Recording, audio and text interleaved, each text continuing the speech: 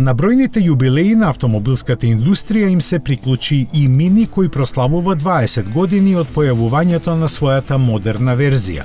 Приказната за него започна во 1994 година, кога BMW одлучи да го купи Ровер, кој во тоа време обединуваше повеќе британски производители.